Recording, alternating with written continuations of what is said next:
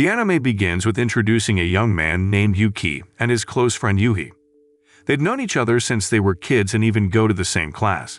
But Yuki starts feeling weird about how chill Yuhi is around him, which sparks some gossip among their classmates. Despite the rumors circulating, Yuhi remained unconcerned, as she believed it was natural for childhood friends to share a close bond. She then notices Yuki's long hair and jokes about him shaving his head to give him a stylish appearance. Unexpectedly, a bright symbol appeared in the center of their classroom, causing a panic among the entire class. While everyone panicked, Yuki appeared to smile, hinting that he knew something the others didn't. All of a sudden, the students found themselves in a strange place, sending everyone into panic except for Yuki, who seemed to be enjoying the situation. As armored creatures came closer, causing chaos, Yuki stayed calm. He easily defeated one of the creatures with just a flick of his finger, surprising his classmates. Yui, confused by what was happening, was shocked, but Yuki quickly took her hand and led her away. Shortly after, they came across soldiers fighting demonic creatures. At first, it seemed like the soldiers were losing, but then mages arrived to help. At that moment, Yuki's classmates watched amazed as the intense battle went on, while Yuki himself was surprised, thinking the demon conflict was over. Yuki soon sensed familiar magic coming from the demons. Then, a skilled female knight named Elka showed up, telling everyone to stay safe behind the battle lines. Another knight named Glenn arrived, asking Elka to join him in fighting the demons. Feeling the danger, Yuki then told Yuhi to stick close to him for safety. Shortly after, all the students, including Yuki, are brought before the King of Destiny. Thankful for their arrival as heroes from another world in his kingdom, the king explains that the current situation is similar to what happened 5 years ago, when the war started and heroes from another world were summoned. After that, the Princess of Destiny reveals that one of the past heroes managed to stop the war and bring peace, honored by a monument built in their memory. Politely, the princess asks the summoned heroes, including the group of students, to help the Kingdom of Destiny fight the demonic enemies. At first confused by the sudden and puzzling request, the students wonder if regular people like them can really fight. But fearing for their safety from the demons if they stay in the palace, they reluctantly agree to the king's plea. Shortly after, they are taken to a fancy room prepared by the king. Meanwhile, Yuki promises he that he'll do everything he can to keep her safe in this strange world. The next day, the male students start training with wooden swords, while the female students learn sorcery. Yuki doesn't like the tough training they have to do, which gets him a scolding from Elka. Ignoring the rules, Yuki calls Elka by her first name, which annoys her. Even though Elka tells him to be more respectful and stop being so casual, Yuki stays relaxed, which frustrates Elka.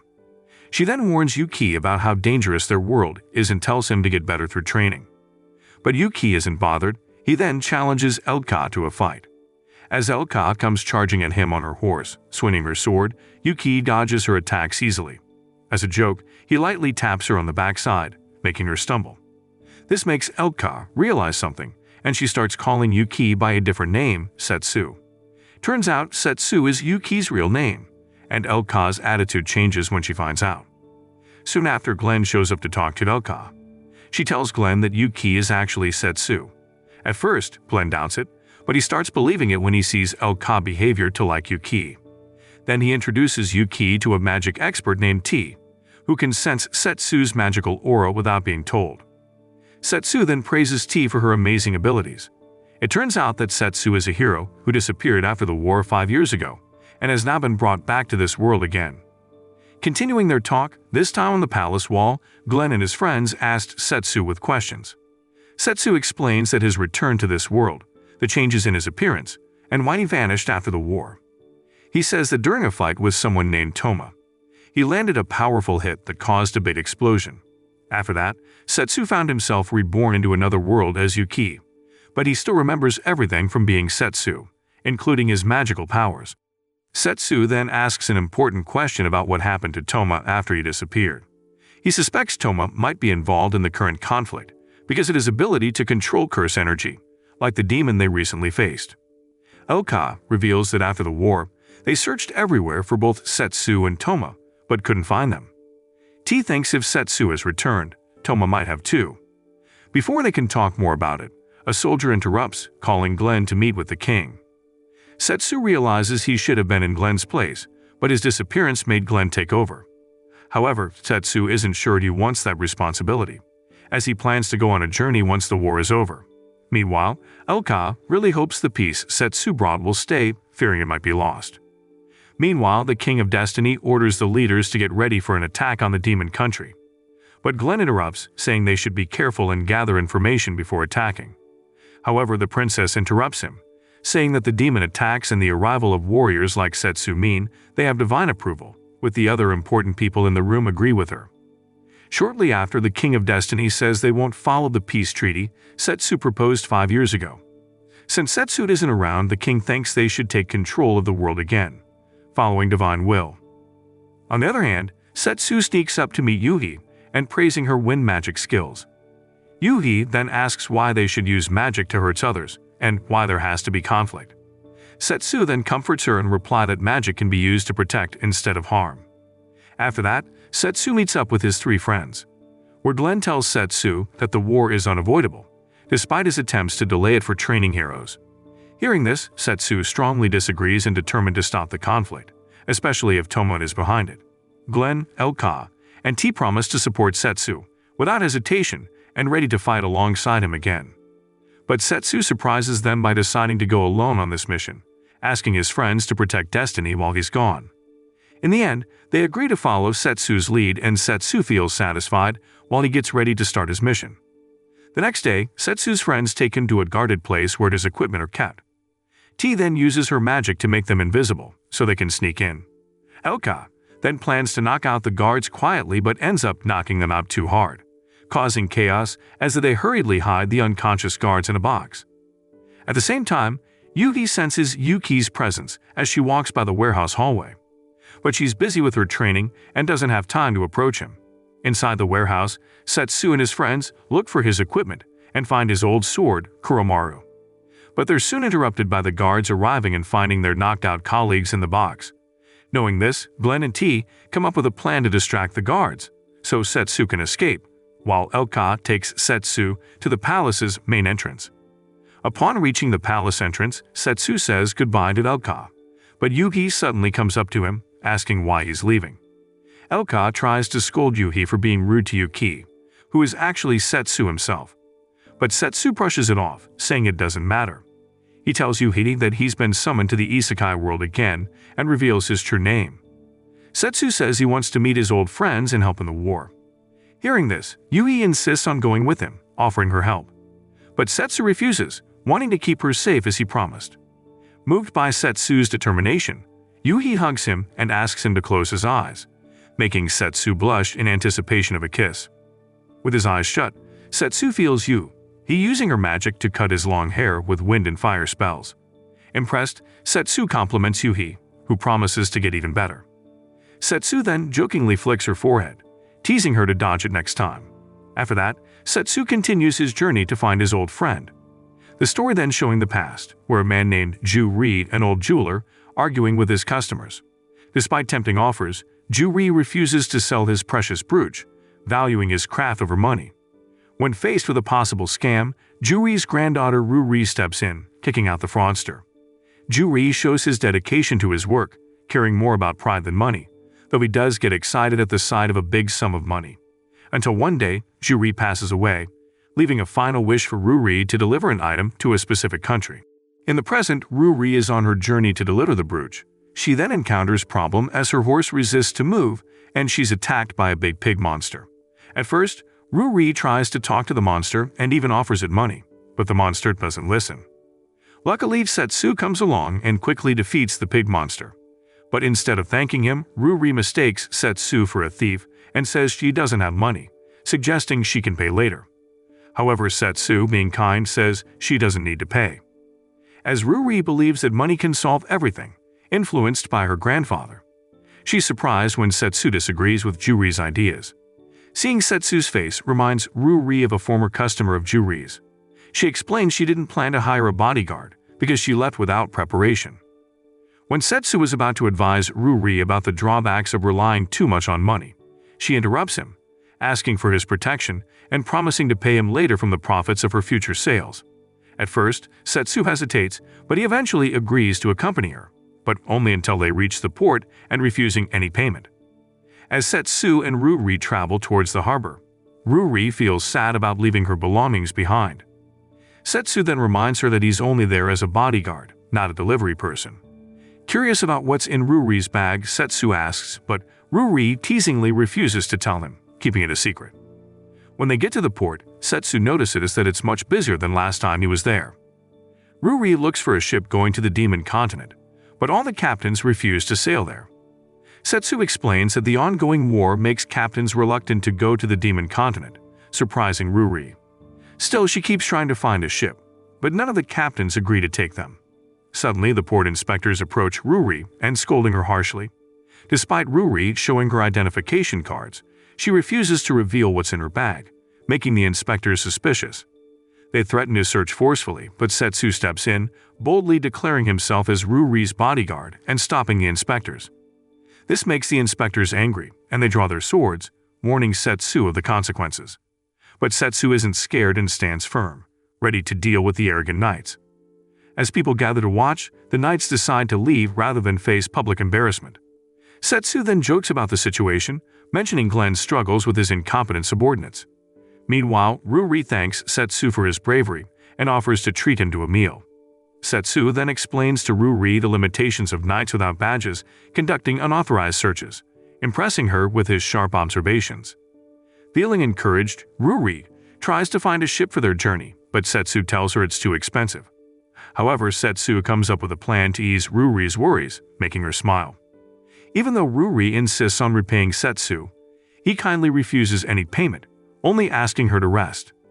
Moved by Setsu's kindness, Ruri suggests splitting the cost of their stay, surprising Setsu with her unexpected offer. Later at the inn, Ruri asks Setsu to watch over her belongings while she takes a bath. She then shows him a fancy brooch with a special meaning tied to her grandfather, Juri. Thinking about her grandfather's teachings, Ruri talks about the importance of selflessness and sacrifice. She acknowledges the challenge of keeping valuables safe due to financial limitations. Thankfully, Setsu offers to help, showing as a hero. Examining the brooch, Setsu realizes it has a special enchantment meant to protect a demon named Dijas. Worried about Dijas, Setsu thinks about what it means for the brooch to be damaged. As night falls, the knights return, chasing Setsu and Ruri, leading to a daring escape through the inn window. While Setsu stays calm, Ruri feels overwhelmed by the situation. Cornered by the knights armed with swords, Setsu and Ruri find themselves in serious danger. But suddenly, a huge water dragon appears and saves them. Seeing their chance, Setsu and Ruri board the water dragon named Levia and go to the demon continent on the dragon. At the same time, Ruri is amazed by what's happening, realizing she now has an incredible protector. As they get closer to the demon continent, Levia, who's also known as the powerful Lord of the Sea, fights a giant squid monster. Setsu then cheers loudly as the battle goes on. In the midst of all this excitement, Ruri starts her journey, amazed by the incredible sights around her. After defeating the squid monster, Setsu introduces Ruri to Levia, showing her the deity's true form. Although Ruri is happy about meeting Levia, the dragon is upset with Setsu for not helping in the battle, because Setsu only used Levia as a ship. Wanting to know what happened to the defeated squid, Ruri finds out that Setsu prepared to cook the squid.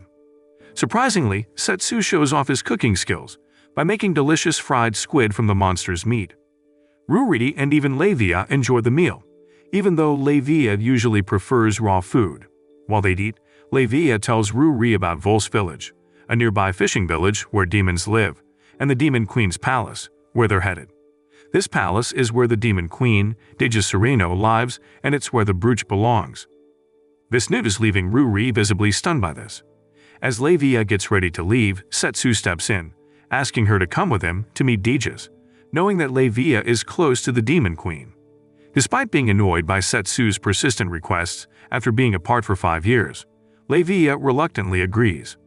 Soon after, a group of playful young demon girls appears and jokingly talks to Setsu about relationships, suggesting that there might be something romantic between Setsu and Levia.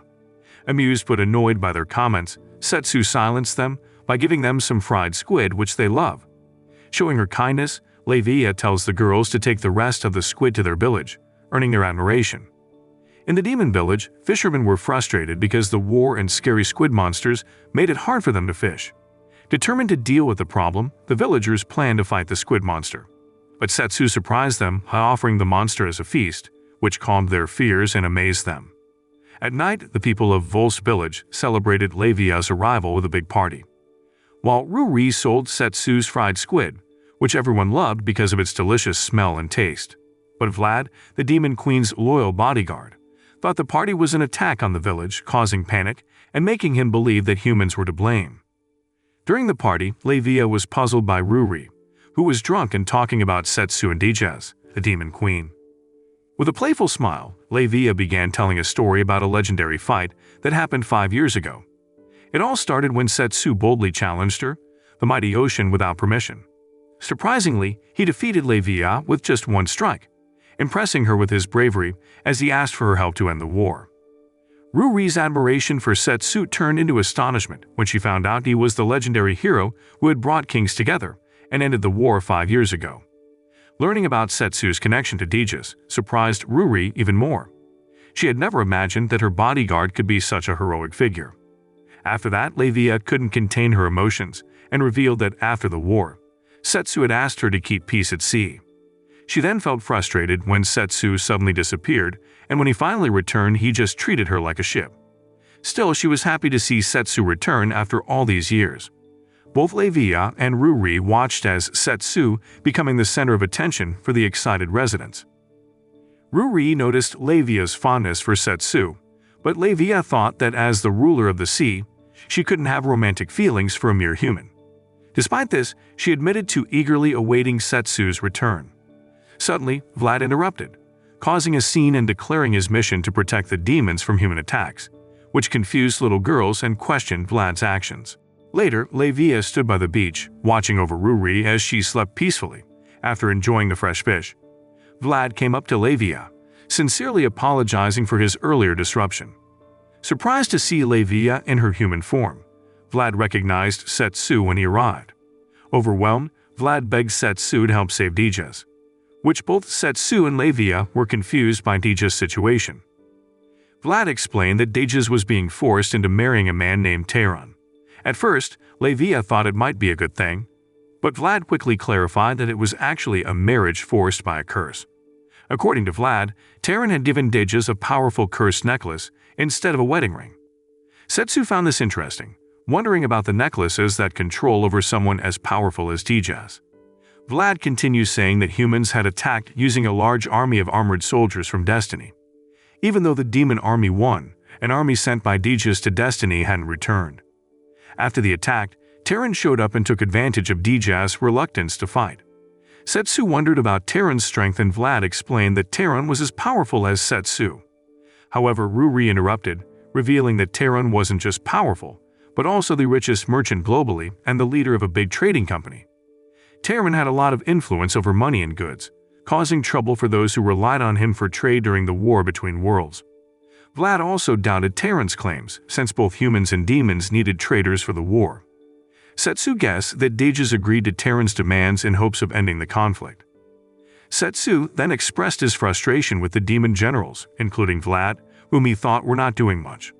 However, Levia defended Vlad, saying that everyone, including Vlad, was doing their part to keep peace in their own way, and Levia was surprised by Dijas' unwavering loyalty to Setsu despite his sudden disappearance. Understanding the seriousness of the situation, Setsu said it was time for him and Levia to take action. Before they left, Vlad told them that the wedding date was still uncertain, giving them a chance to persuade Dijas. He also gave them directions to the palace and warned them about Taran's powerful bodyguard. Not long after, Setsu and Levia eagerly headed towards Dijas' palace, remembering their past encounters. Levia asked Setsu about his plan once they reached the palace, with Setsu confidently said he intended to defeat Taran and stop his marriage to Dijas. He suspected that someone was behind all these events. Setsu believed that the war wasn't random but carefully planned. He shared with Levia that the Destiny Kingdom was also attacked by the army of armored giants, making them think that the demon continent had started the war. Setsu also informed Levia that the army of armored giants had no allegiance to either the demons or the humans. Upon hearing this, Levia promised solemnly to use all her power to eliminate whoever was responsible for starting the conflict. The story then revealing Deja's background. Having lived for a long time, Deja realizes that the world has strayed from her ideals. Nevertheless, she consistently advocated for being a kind ruler and the rightful leader of the demon continent. Until one day, Deja is defeated by Setsu, a human hero. To her surprise, Setsu chooses not to end her life, but instead offers to talk. He also gives Deja a beautiful brooch symbolizing peace, saying it suits her perfectly. Overwhelmed with gratitude, Deja tears up with joy as Setsu's presence validates her long struggle. Setsu is determined to end all conflicts and establish lasting peace. However, Deja eventually hears news that Setsu has disappeared, and no one in Destiny knows where he is. Standing by the window, Deja accepts the possibility of never seeing Setsu again, but she remains committed to fulfilling her promise to him and maintaining peace. 5 years pass, and Deja, as the Demon Queen, takes a leisurely walk through the city with her loyal assistant Vlad. She marvels at the city's impressive progress. However, during their discussion about the ongoing war, Deja notices a crack in her brooch, which causes her some unease. Despite this, Deja remains optimistic, ignoring the brooch's condition to the passage of time. Knowing this, Vlad then suggests taking the brooch to Juri, the renowned jeweler in Destiny, for repair. Meanwhile, a member of the demon community reports an intrusion from Destiny's territory near the coast. Vlad begins to doubt the chances of peace, but Deja remains unwavering in her belief. She refuses to consider the possibility even for a moment. Deja then suspects that something secretive is happening. Gathering her troops, she then instructs them to prepare for battle, while John and Lumina head to Destiny for covert reconnaissance. As Deja gazes out of the window, she reaffirms her commitment to keep her promise to Setsu, regardless of the situation. The demon army advances, ready to face the formidable giant army from Destiny. Confidence in humanity begins to wane, but they rely on Deja, the strong demon queen, to guide them through this challenge. However, a whole month passes without any news from John and Lumina, or any communication from Destiny. Deja becomes increasingly anxious, fearing she may fail to keep her promise to Setsu. Amidst the chaos, Terran, a merchant from the human country, arrives. With his charm, he proposes to end the conflict. However, Terran gave her a peace condition that she must marry him. Seeing through his intentions to control her, Deja refuses, despite Terran's flattering words about her beauty. Terran reveals a necklace with dark energy, but Vlad advises Deja to decline the offer. Yet Deja, firm in her decision, asks for time to think. As Terran leaves, Deja feels the pressure mounting. Alone, Deja thinks of Setsu, questioning if accepting Terran's proposal is true to her commitment. Shortly after, Vlad enters, urging her to reject Terran and rallying support for their cause. Despite her desire to avoid more violence, Deja reluctantly agrees to Terran's terms, understanding the sacrifices needed for peace. Meanwhile, Terran heads home, conversing with a mysterious figure about their successful plan. He wonders why the figure is fixated on the demon kingdom, but remains focused on winning over the captivating the Deja. In the present, on the day of Deja's and Terran's wedding day, people from both the demon and human worlds gather to witness it. Even Terran's secretive bodyguard comes, which grabs everyone's attention. Shortly after, Deja enters the hall, capturing everyone's hearts. Then, Terran proudly displays a special necklace, calling it his wedding promise. He talks about promises for peace and big dreams, like it's common at weddings. As Deja prepares to promise to be Terran's wife, she can't stop thinking about Setsu, feeling she must keep her promise to him. But just when things get tense, Setsu shows up, ready to confront Terran. Knowing this, Terran gets scared and orders his guards to attack Setsu. But they're no match for Levia, who stops them easily. Still, the mysterious person decides to act, using cursed magic that stops Levia. However, Setsu quickly removes the curse, surprising the mysterious person. Without delay, Setsu defeats the mysterious enemy, knocking him down. Amidst the chaos, Setsu jokes about causing Deja's worry. But the mysterious person persists and tries to attack again, only for Setsu to stop him easily. Despite being defeated, the mysterious person feels relieved knowing that Setsu has returned. Realizing that the mysterious person is about to escape, Setsu allows them to leave, believing they will meet again.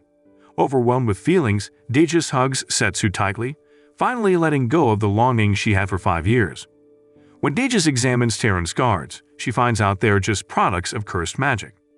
With his sharp senses, Setsu looks at Terran's wedding necklace and senses Toma's magical power in it. Suspicious and determined, Dejas promises to help Setsu stop Toma's plans. Setsu then reveals his plan to meet Regulus, the king of the beasts, suspecting Toma's involvement in plots against him.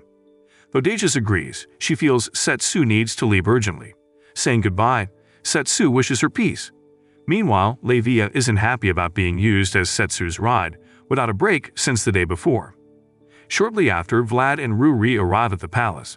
Vlad is worried when he sees the palace grounds slightly damaged. Meanwhile, Ruri wants to give Dejas a brooch, but Dejas insists that Setsu should be the one to give it. Setsu agrees gracefully, opening the box and offering the brooch to Dejas again as a symbol of peace. Later, Terran is arrested as a suspect in the incident. Not long after, Setsu starts a journey with Levia to the Beast Kingdom. Even though Dejas wants to go with them, she knows she must stay as the Demon Queen and look after her country. On the other hand, Ruri chooses to stay in the Demon Continent to start her trading business. After saying their goodbyes, Setsu and Levia begin their journey. The story then goes back to Setsu's past as Yuki before being summoned to the Isekai world. Yuki is a quiet and doubtful person who lives next door to Yuhi. Although Yuki often turns down Yuhi's invitations to hang out, Yuhi still visits Yuki often because they live close by. They even study together and grow up together over time. Despite Yuki seeming distant, Yuhi sees Yuki as a kind person. When they enter junior high, Yuhi sees a poster about a prestigious high school and wants to go there, hoping to be with Yuki again. As they get ready to go separate ways, Yuhi asks Yuki what they think about the high school. Yuki advises Yuhi not to focus too much on going to the same school and warns against pushing oneself into a prestigious institution. Yuhi feels sad after hearing Yuki's words, while Yuki is confused by her sadness. After finishing their final exams for junior high graduation, Yuhi feels even worse when she gets low grades. On their way home, some troublemakers come up to Yuhi and suggest she stop studying for the night and hang out with them to relax. Soon after, Setsu appears and scares off the troublemakers, who think he's Yuhi's boyfriend and run away scared. Setsu then advises Yuhi not to push herself too hard. Touched by Setsu's kindness, Yuhi almost cries, but Setsu comforts her by patting her head and promising to help her with her studies. Overjoyed, Yuhi treasures the moment and wants to stay with Setsu forever. In the present, the summoned heroes continue their tough training. During one session, Yuhi's magical abilities impress Elka. After training while others go home, Yuhi decides to follow Elka and Glenn to see if they're really Setsu's friend. Glenn confirms their long friendship with Setsu, impressing Elka with Setsu's ability to charm people, including Yuhi and even Elka herself. Inspired by Setsu's journey for peace, Yuhi boldly asks Elka for special training, wanting to stand by Setsu's side. Seeing Yuhi's determination, Elka takes her to the top of the palace wall and reveals that Setsu's heroic actions brought about the current peaceful era. At the same time, Setsu keeps working towards peace. Elka promises to support him unwaveringly, ready to help whenever needed. Understanding Elka's advice, Yuhi wants to overcome her own limitations and asks Elka for special training, which Elka agrees to. Shortly after, they start a training session where Elka challenges Yuhi to a tough battle. Yuhi's significant improvement shines through during the intense fight, making Elka smile with pride. During their training, Elka notices the remarkable abilities of people from other worlds, but she stresses to Yuhi the importance of not relying only on strength. Taking Yuhi to a dark basement full of monsters, Elka introduces her to the final training ground for knights. Surprisingly, a huge crocodile monster appears. At first scared, Yuhi gathers her courage, motivated by her dedication to Setsu, and fights the monstrous crocodile. After defeating the creature, Yuhi feels overjoyed and accomplished, reveling in her victory. But the crocodile monster is still alive. It surprises Yuhi with a sudden attack, causing her significant pain. Yuhi, however, fights back with an even stronger counterattack, sending the monster flying. Despite this, Yuhi hesitates to finish off the creature. Sensing Yuhi's uncertainty, Elka steps in, taking decisive action and swiftly defeating the crocodile monster. After the intense battle, Elka tells Yuhi that to protect others, she must learn to defeat enemies without hesitation. Elka sees doubt as Yuhi's weakness and urges her to overcome it. The next day, Yuhi thinks about the battle from the day before, lost in thought. Suddenly, T appears and starts healing Yuhi's wounds. T scolds Elka for risking Yuhi's safety in battle. However, Yuhi defends Elka's actions, saying she chose to fight. T then confesses her friendship with Yuhi and admits she doesn't fully understand Setsu's former world. But T notices how much Setsu cares for Yuhi, similar to his feelings for Elka, Glenn, and herself. T admits she can't fully explain determination to Yuhi, but sees Elka's tough love as an attempt to befriend Yuhi. During their conversation, T asks Yuhi why she's eager to go with Setsu despite the dangers. Yuhi smiles and says she wants to repay Setsu for his past protection and support. Encouraged by Yuhi's determination, T offers words of encouragement before leaving, with Elka nearby listening. T assures Elka that Yuhi is strong enough to handle herself in battle, but acknowledges the increased risks when with Setsu and the group. Understanding Elka's worries, T emphasizes that the final decision is up to Yuhi. Later, Yubi talks to Glenn about her experiences and Glenn assures her that feeling hesitant about taking a life is normal. Yuhi asks Glenn the reason for him to fight, and he tells her he'd rather fight than see others suffer. He says determination is the same for everyone but shows differently in each person, and he hopes that Yuhi finds her own determination. The next day, everyone is impressed by Yui's increased strength during training. Yuhi then asks Elka for help in the basement again. Elka wonders why Yuhi wants to go back there, but Yuhi insists she's ready to face the crocodile monster again. Despite Elka's warning not to push herself too hard, Yuhi insists on showing her determination. With a strong attack, Yuhi defeats the crocodile monster quickly. Impressed by Yuhi's new strength, Elka acknowledges her determination, but Yuki clarifies that she only disabled the crocodile monster without killing it. Yuhi promises never to give up and to avoid taking lives. Elka is surprised by Yuhi's response, which reminds her of Setsu's beliefs. She praises Yuhi's strong determination and says half-hearted efforts are useless. Yuhi vows to become strong enough to protect everything without killing. The next day, all the heroes from the other world gather as Glenn requested. Glenn warns them to get ready mentally and physically because the King of Destiny plans to attack the Demon Queen's palace the next morning. Meanwhile, Setsu and Levia travel leisurely to the Beast Kingdom, enjoying food and relaxation. At first, Levia wants to teleport, but she explains the challenges of teleportation magic, so they choose to take a carriage instead. Shortly after, their carriage suddenly stops and Setsu and Levia prepare for a significant encounter. Surprisingly, they meet two demon women looking for a ride. Setsu agrees to help, but one of them, Elise, recognizes Setsu as her secret combat teacher. Setsu is surprised and tries to explain the misunderstanding. Elise then introduces her sister, Emil, to Setsu, revealing their family connection. Setsu starts to understand as Elise asks about his 5-year absence. After explaining his situation, Setsu tells them about his determination to stop Toma's evil plan. While Setsu considers Elise as a companion at first, he learns she can't join him because of her own important duties. Elise talks about what happened after Setsu disappeared. She took on monster hunting missions for training. Once she was sent to defeat a troublesome dragon terrorizing a village. Elise then stayed with a villager named Amel, who welcomed her warmly and shared a meal. Amel told Elise about her missing older sister, who vanished when the dragon appeared. Elise understood Amel's situation and promised to support her, like an older sister. They prepared for the dragon hunt, and Elise made an anti-monster potion. She told Amel to stay safe at home during the mission. Before leaving, Amel showed Elise a beautiful butterfly, promising to introduce her to her older sister when she returned. Upon reaching the deserted village after the dragon's departure, Elise told Setsu about the mysteriously missing villagers.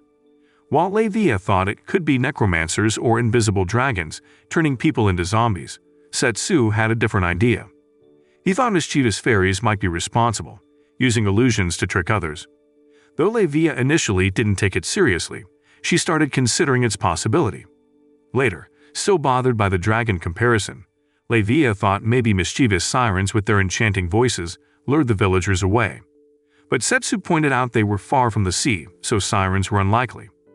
Amel mentioned sea creatures have a distinct smell, making their involvement doubtful. After ruling out sirens and sea creatures, Setsu brought up the idea of aliens, based on his knowledge from a previous world where they abducted humans using UFOs.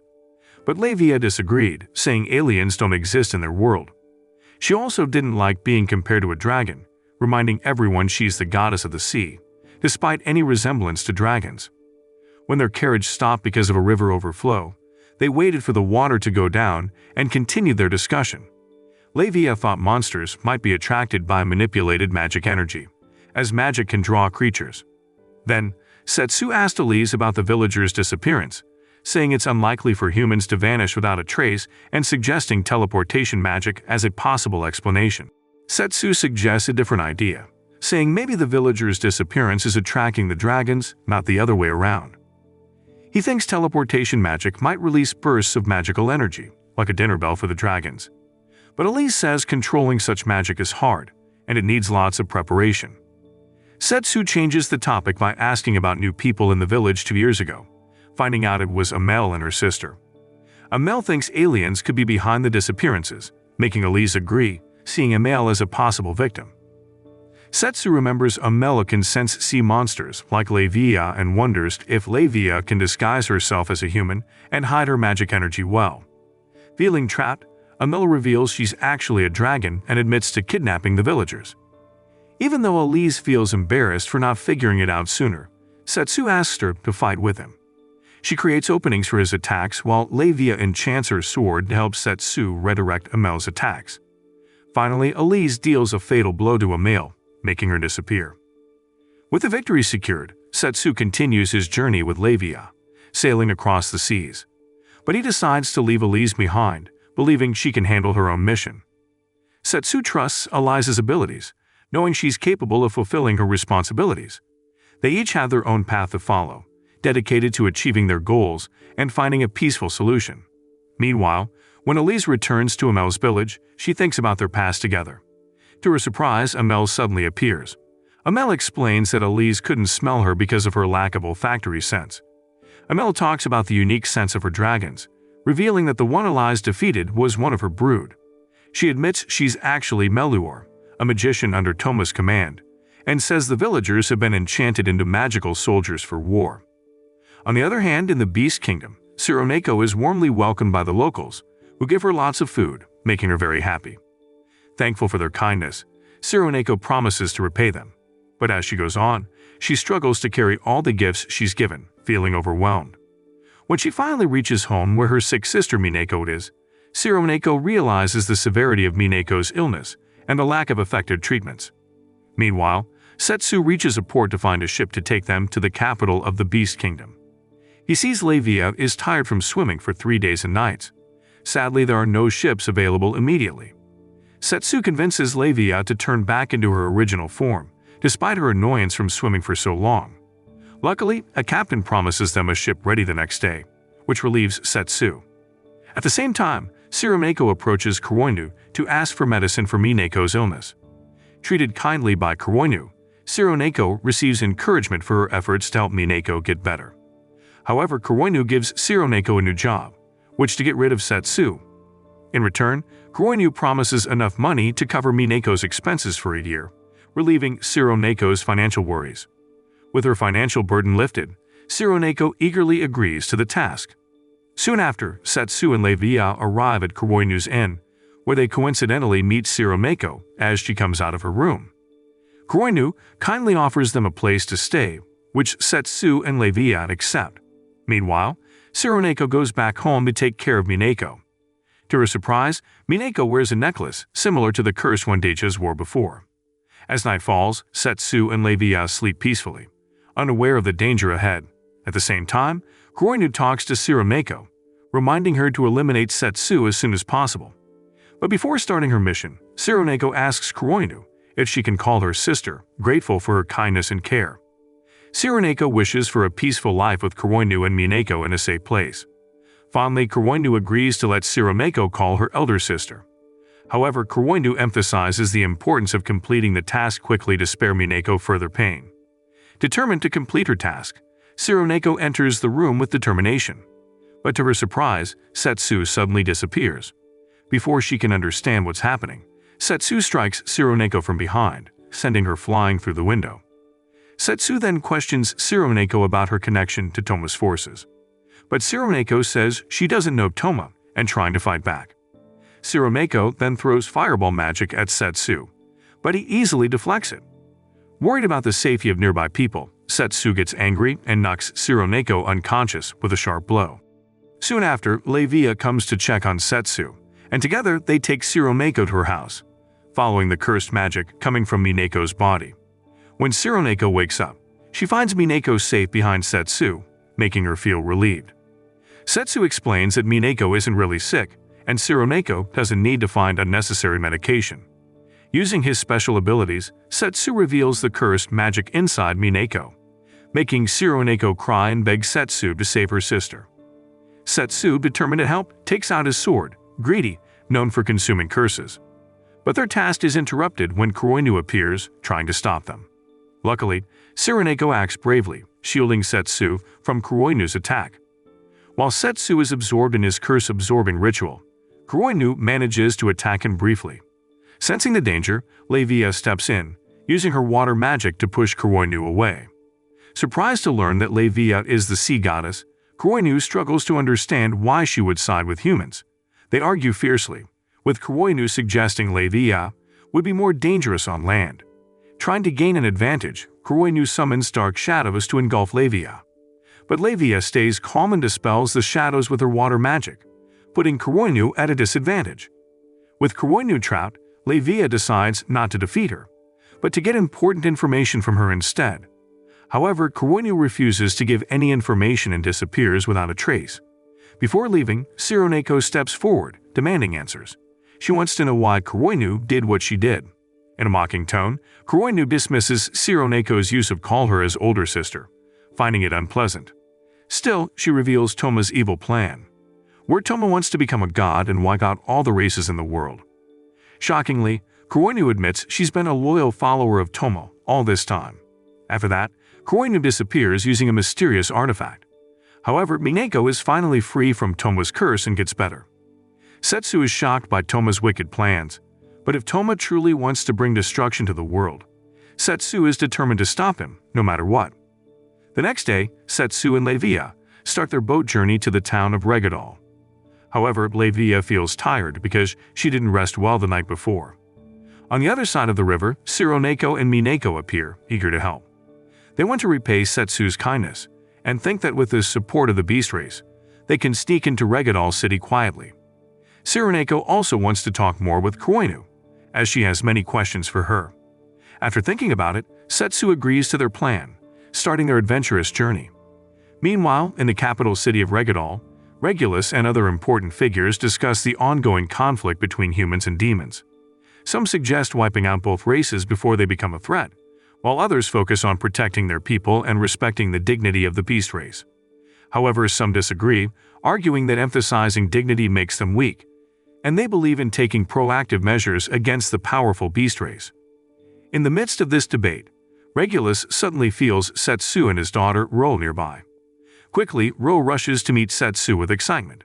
At the same time, Setsu reaches the entrance of Regulus' palace, but faces resistance from stubborn guards, who doubt his connection to Regulus. However, Ro steps in and easily subdues the guards. She warmly embraces Setsu, showing her long-hidden affection. Leading Setsu to her father's place, Ro keeps her affectionate hold on him. She's curious about Setsu's 5-year absence and asks him about it. After that, Regulus warmly welcomes Setsu, pleased to see his enduring strength despite being away for so long. Meanwhile, the officials of the Beast Kingdom appear drunk, and Regulus comments on Setsu's changed appearance, but recognizes his familiar scent. Regulus looks forward to hosting a grand reception for Setsu, including a duel. However, Setsu declines the invitation politely, citing urgent matters that demand his attention. He reveals Toma's involvement in the conflict and seeks Regulus' discreet support as an ally. Hearing this, Ro steps up, offering herself as a representative for her father. Seeing Ro's capabilities, Regulus agrees, acknowledging the potential teamwork between Ro and Setsu. Soon after, Luger arrives and refuses to support Setsu solely because he's human. As the Beast Kingdom's general and Ro's fiancé, Luger believes strongly in the independence of the beast race and doubts Setsu's loyalty. However, Ro defends Setsu firmly, stating his importance to her plans and asserting her authority over Luger. Anchored by Ro's stance, Luger challenges Setsu to a duel, framing it as a test of the beast race's honor. Regulus, enjoying the drama, declares that the winner will marry Ro, adding an unexpected twist. Despite his doubts, Setsu agrees to the duel, understanding the need to gain the beast race's support for his mission. Meanwhile, Regulus takes the chance to apologize to Setsu for the complications that arose. Setsu, however, brushes off any concerns, showing no sign of being bothered by the situation.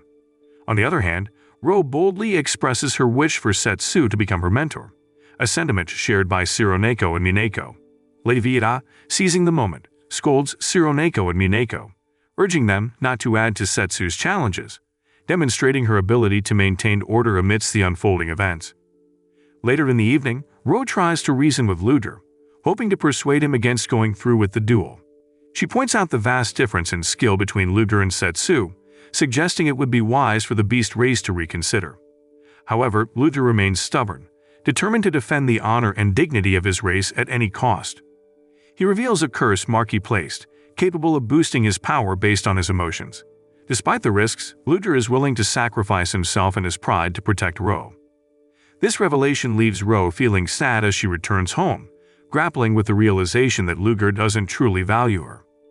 His selfishness disappoints her as she had hoped for a partner who would prioritize her well-being. Luger's supposed desire to protect Rose seems rooted more in self-interest, disregarding her feelings and needs. It's a tough truth for Ro to face. The next day, as the duel between Luger and Setsu approaches, the atmosphere brims with anticipation. Luger, esteemed as the general of the Beast Kingdom, receives enthusiastic support from the crowd. In contrast, Shironeko and Mineko cheer fervently for Setsu, showing their excitement. Leviera, as usual, remains indifferent to the proceedings, focused on her snacks. Before the battle begins, Ro approaches Setsu to offer encouragement, which annoys Luger, causing his curse mark to ominously glow. With Regulus signaling the start, the confrontation unfolds. Luger launches a swift attack, which Setsu skillfully dodges, acknowledging Luger's agility. In response, Luger unleashes a powerful long-range attack, easily blocked by Setsu with one hand. Setsu cleverly provokes Luger into unleashing his full power, knowing how to manipulate his opponent. Enraged, Luger undergoes a transformation, turning into a massive wolf-like creature. Ro warns Setsu about Luger's increased strength in this beast form. Nevertheless, Setsu swiftly defeats Luger with a single decisive strike, rendering him powerless. While Ro, Shironeko, and Mineko celebrate their victory, Leviera remains unfazed, enjoying her roasted corn. Setsu then informs Luger of his plan to enlist Ro's help in matters of war, but Luger refuses to admit defeat, growing more furious. Suddenly, Luger's curse mark activates, flooding his mind with memories of watching Ro train with Setsu from afar.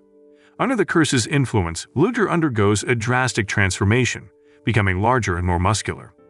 He launches another attack on Setsu, sending him flying. Recognizing the curse mark as Toma's work, Leviera throws a sword at Setsu. Despite Luger succumbing to the curse, his body continues to deteriorate, yet he persists in attacking Setsu. Nevertheless, Setsu effortlessly cuts off Luger's arm, ending the conflict. The situation worsens when Luger's arm miraculously regenerates. Ro tries to calm him down, but Setsu quickly intervenes, wary of the potential danger posed by Luger's curse. Armed with a greedy sword, Setsu prepares to confront Toma's curse head-on. Surprisingly, Toma himself shows up, swiftly defeating Luger with a single strike. He explains that he spared Setsu the trouble of dealing with Luger and expresses his longing for him. Toma apologizes for not being able to visit Setsu in the other world, but is confident in his return, which indeed happens. However, consumed by anger, Ro curses Toma for Luger's demise. Toma then dismisses Ro as a female beast and threatens her life.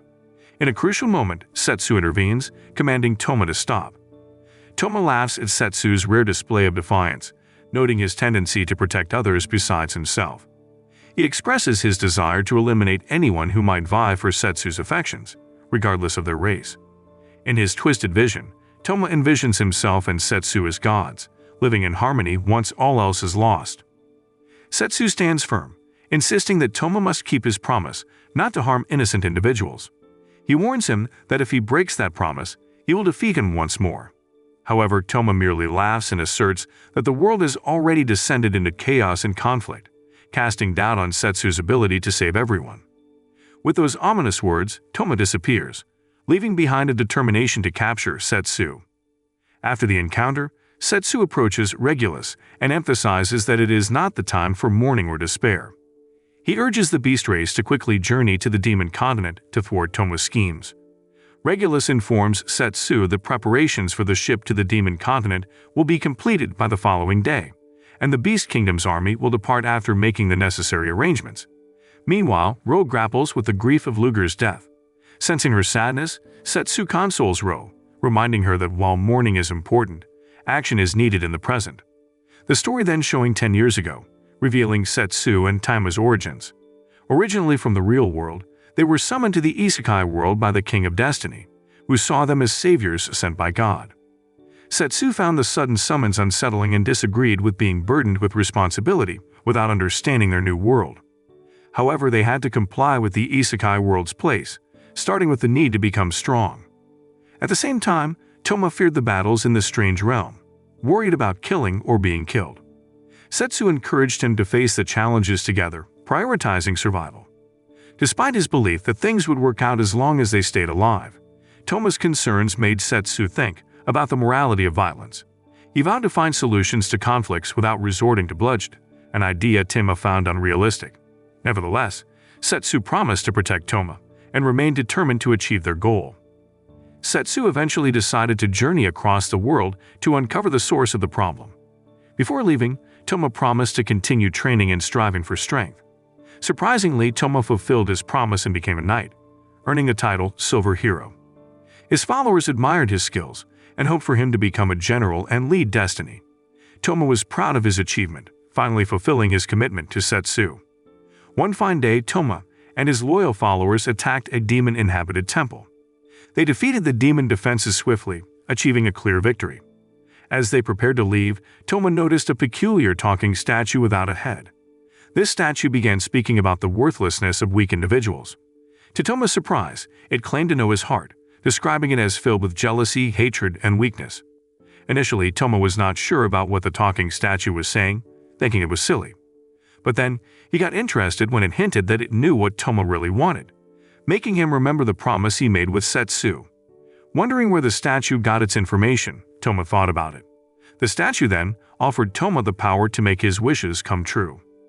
Leaving the temple, Toma saw that his loyal followers were defeated, which was really hard for him. Soon after, a messenger came with news that there was peace now. The King of Destiny ordered everyone to stop fighting, because peace ambassadors were on their way. While Toma thought about what this meant. At the same time, a fancy carriage arrived with Setsu and leaders from different groups. They went to the palace and signed a peace agreement, starting a new time of peace and friendship. To celebrate, they built a monument showing peace, making everyone in town really happy, and Setsu was praised as a hero for what he did. Shortly after, Toma went to Setsu and told him he did great things. They talked, but then Elka and her friends asked Setsu to join the party. Toma wanted to keep talking but felt unsure. Finally, he asked Setsu if he thought he kept his promise to him. He told him how he worked for peace everywhere, but sometimes he heard voices tempting him to go back to the real world. Toma asked Setsu if he wanted to leave the world of Isekai with him. To Toma's sadness, Setsu says no to his offer. He wants to enjoy the peace in the world of Isekai. Toma feels hurt, like his efforts didn't matter. Suddenly, a strange voice calls Toma weak, saying he's full of doubt and envy. This makes Toma angry, and he vows to destroy all races to go back to how things were. Setsu is confused by Toma's words, but Toma insists he should take care of himself. He warns that anyone trying to take Setsu away from his peace will face consequences. This makes Setsu determined to stop Toma's plans. They fight hard, shooting energy blasts. Suddenly, Setsu disappears, going back to his world. Not long after, Toma goes back to the temple, looking hurt and tired. He's upset that the pendant didn't grant his wishes. He throws it away, and he sees it glowing, showing a secret lab doing bad experiments. Toma decides to be a hero, destroying the lab and freeing the trapped people like Kuroinu and Meluor. He brings them together, suggesting they form a group to fight against the unfair system that hurt them, ready to cause chaos and change things. In the present, when the humans' continent are ready to attack the demon country, T feels Toma's presence there, knowing she's causing chaos. But T isn't sure if she should tell the truth. Worried people won't believe her and might think she's spying. Despite this, Yuvi believes that Setsu will come and save them.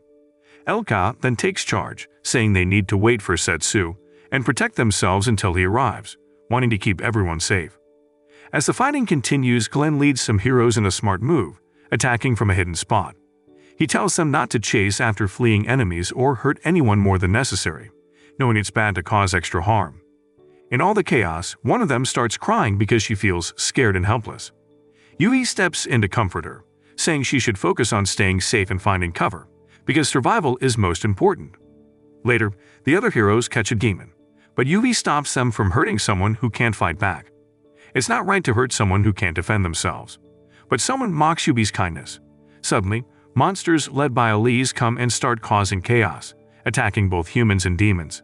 Elka freezes the big monsters so Glenn can defeat them. But when they're beaten, they turn out to be humans. Before they can understand what happened, Melior shows up and calls out Elise, who was being controlled. Elka gets mad and tries to attack Melior, but Elise stops her. Melior summons strange creatures made of her own blood. But the heroes fight back, with Elka freezing one and Glenn using his strength to beat another. Even Yuvi surprises everyone by defeating a lizard-like monster. While Melior tells her monsters to kill the heroes, Glenn stops Elise and protecting everyone. At the same time, Elka strikes Melior, thinking it's payback for playing with lives. But Melior survives the attack. She reveals she was made in a lab with lots of organs, designed as a weapon. Remembering Toma, Melior decides to destroy the world in Toma's name. She combines her magic with a chimera to make her strongest attack, sacrificing herself to destroy the world. Even though T, Elka, and Glenn try hard to fight Melior, they start feeling very tired and weak. Just when things seem bad, Elise suddenly attacks Melior from behind, changing the battle's direction. Elise starts crying, unable to finish Melior off. Then, something strange happens to both of them. Elka and Glenn quickly help Elise, trying to get her out of danger. But things get even more complicated when another version of Toma shows up, facing the tired heroes. Even though they're tired, Yuvi stays strong, believing Setsu will come soon, feeling his presence. With his friend Liamord, Toma causes trouble, targeting Yuvi. But Yugi refuses to give up, using magic to protect her friends, while Setsu gets ready to fight Liamord. When Liamord suggests Setsu only protects weak people, Setsu disagrees, saying he believes in protecting everyone. Unaffected by Setsu's answer, Liamord becomes more determined to cause widespread destruction. At the same time, Kuroinu appears and starts causing chaos among the humans. Even though Mineko and Shironeko try to talk things out peacefully, Kuroinu refuses to listen, thinking their efforts are fake. The fight gets worse, with Mineko landing a strong hit, but Kuroinu fights back hard, showing she's been upgraded and hurting Shironeko. In the middle of all this, Kuroinu attacks again, knocking Shironeko down. She calls the bond between Mineko and Shironeko a curse. But Shironeko gets back up and with Mineko, uses their fusion sister move, showing how strong their bond is. Shironeko fights skillfully, beating Kuroinu and winning the fight. Meanwhile, Toma's helper, Pirdos, attacks the human army. Rose steps in, gathering the humans and telling them to retreat, hoping for help from the Beast Kingdom. Pirdos, proud of his strong body from illegal experiments and thanking Toma, faces Ro's anger. Ro is mad about Toma's evil plans and decides to stop him and bring back peace. Pirdos then talks about his twisted ideas, saying people like them should get whatever they want. But Ro won't stand for that and attacks Pirdos. But surprisingly, her attack doesn't work. Pirdos fights back, hurting Ro's leg with his magic steel ball.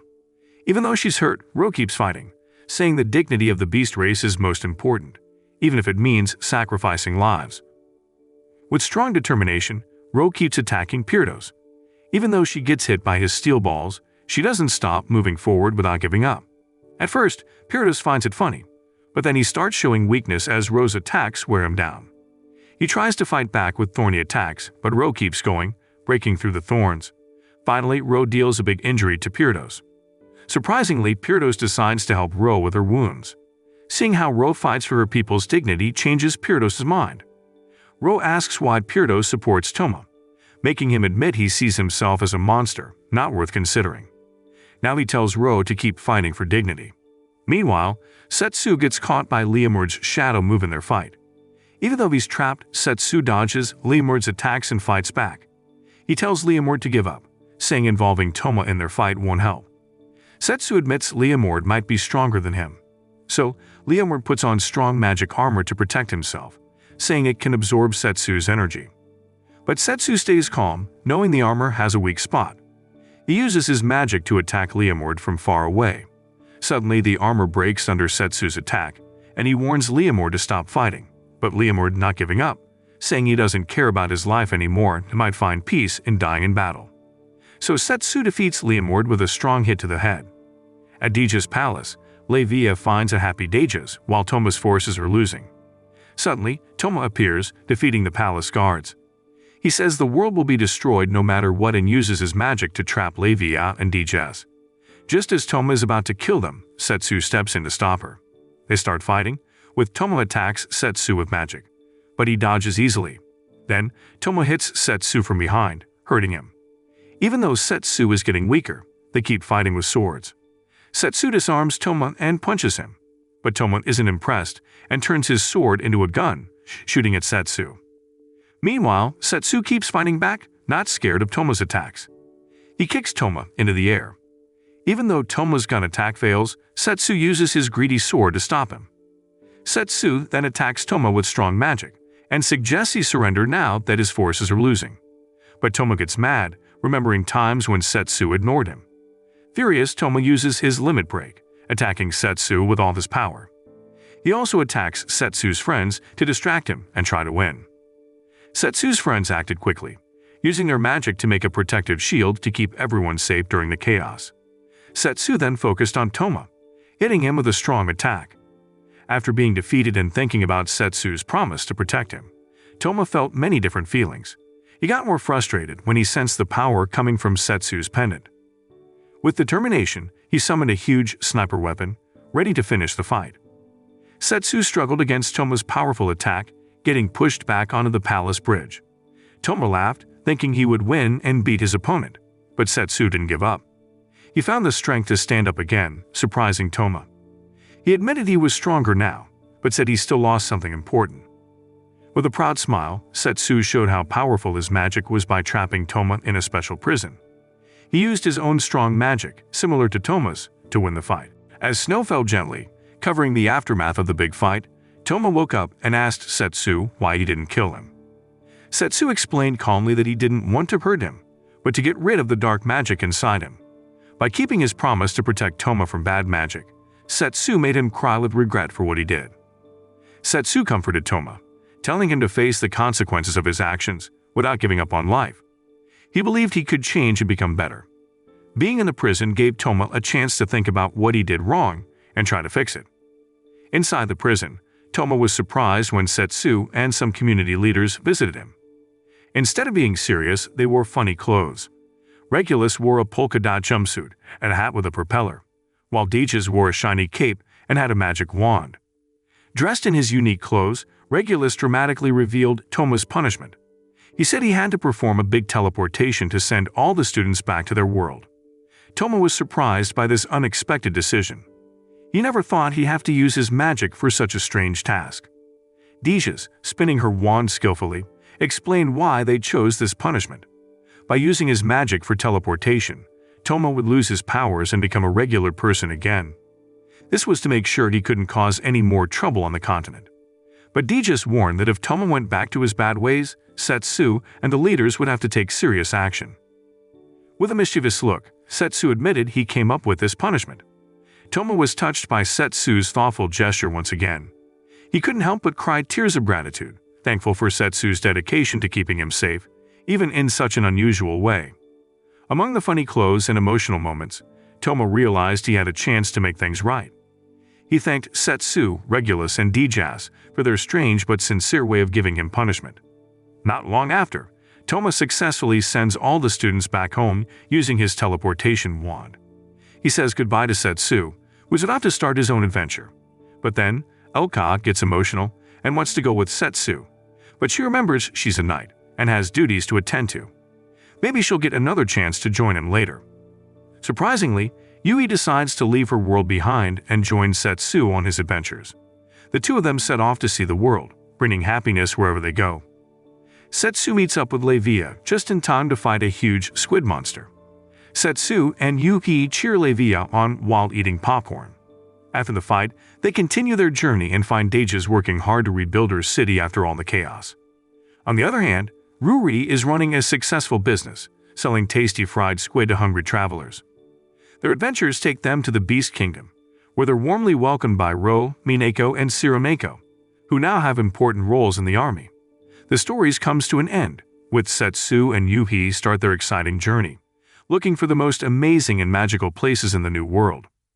Moral lesson from the story: if you want to say something, say it immediately, or else you'll end up in jail with guests who come wearing polka-dotted shirts and carrying magic wands.